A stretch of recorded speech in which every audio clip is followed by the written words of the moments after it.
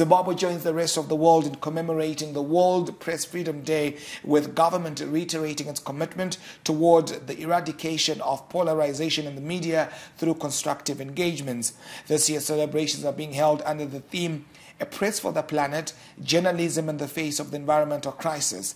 The theme focuses on the importance of journalism and freedom of expression in the context of the current global environmental crisis. We give you part of the Information Minister, Dr. Jennifer Muswere's message.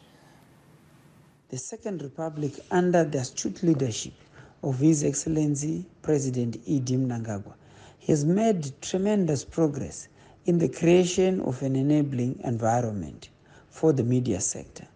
The Second Republic has made significant progress in ensuring a safe, free, and competitive operating environment. This has been done through enactment of media-friendly laws and the repealing of laws that affected media operations, such as the Access to Information and Protection of Privacy Act. This has also led to the opening up of airwaves for both radio and television, thus ensuring media diversity, which resonates well with His Excellency Dr. E.D. Mnangagwa's philosophy of leaving no one and no place behind. As we commemorate this important day, the government of Zimbabwe is amending the Zimbabwe Media Commission Act and the Broadcasting Services Act, and also the Media Practitioners Bill is under consideration. The amendments will professionalize, allow the independence and co-regulation of the media sector, and ensure growth and development of the media industry. We're also celebrating a major milestone achieved in the broadcasting sector, which has witnessed the operationalization of all licensed 14 community radio stations, which are broadcasting in vernacular languages. So when we're looking at the theme for this year's celebrations, "A Press for the Planet, Journalism in the Face of Environmental Crisis," I think of when we have a crisis, fearmongers really thrive. Mm-hmm. When you go on, remember when we had the COVID pandemic, there's so many theories that were being thrown in that COVID was caused by this. They are trying to wipe out this a certain part of humanity. They're trying to do this. So I think it's also very essential for this theme to be chosen for this particular year. How journalists also then have to carry out their work looking at the crisis that we have now. We're not supposed to be spreading alarm and despondence. We're supposed to be reporting facts about exactly what is happening. No, you know, like nowadays people are being paid on platforms like X for interactions. So I might just go and say there was a prediction that by 2026, a third of humanity will be wiped out.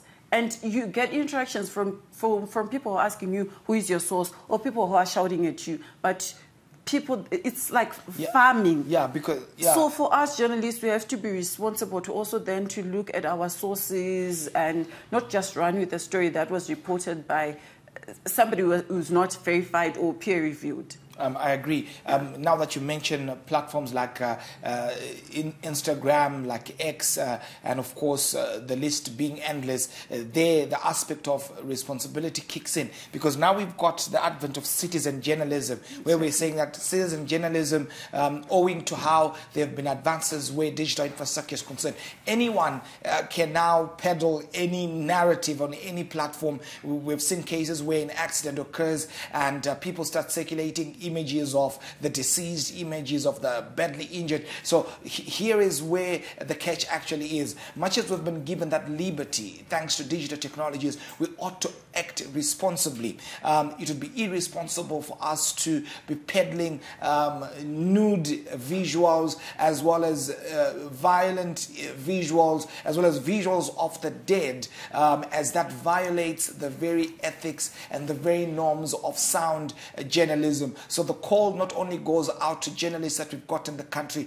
but it goes also to citizens, because now we are also part-time journalists in our communities, in our societies. We have got platforms where we circulate different kinds and different forms of information. So you want to desist from peddling fake stories, fake news, desist from circulating nudes and violent images, as well as also ensuring that we act responsibly on the various digital platforms that we've got across the world. Cecilia. Konapo Ipapo pa ZTN Prime, DSTV channel 294, the place to be.